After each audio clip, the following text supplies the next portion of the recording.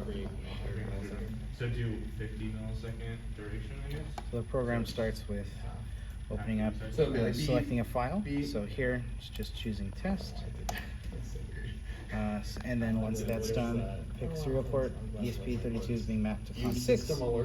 Once that's done, I press initialize serial and then restart the ESP32. Once that happens, it takes less than a second. It goes into, now I can do that. So right now, if I run a simple test with the default parameters set on the controller, right now, that happened because it's 100 milliseconds. So if I increase the duration to 1 second or 1,000 milliseconds, and I do a speed of 5 for the low, speed of 95 for the high, and I run it with the controller test, you get the motor behaving like that.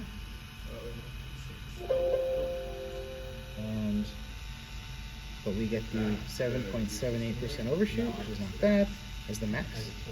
And then the 5% settling time happens 2 seconds, so at about 700 seconds, it no longer crosses, which looks like to be the case. 5% is being used because the encoders are just being sampled at 10 milliseconds, which does not give a lot of precision. Similarly, if I want to check how the motor behaves at a specific speed, so I'll do a duty cycle of 40%, and I will do a test duration of, let's say, 1,000 seems fair. So if I grab this, let's do 1,500, give it half a second to catch up. So if I run this simple test, and then I try stopping it a couple times, 4. So now it's gonna process the data. Here you go. So you see, that's where I grabbed it, where I grabbed it, where I really grabbed it again, let it go. Or this is better spoken, where I grabbed it again, and then the other 2 samples are off.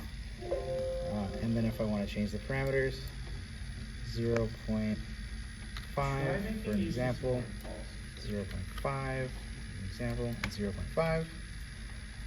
Again, they're not that different. And just for sake, 1,000 milliseconds, and we go to 95 or 5 for just as much precision.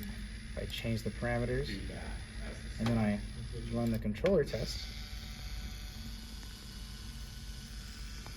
That's done. There you go. The overshoot is 10. It's 10%, and the settling time is 280. A bigger increase, which is expected because I increased these values without any regard to how they were. The other values were a little bit more tuned. And then, again, if I want to run the simple test, just to see how it behaves, let's do it for 4 seconds so we can get that, how it behaves.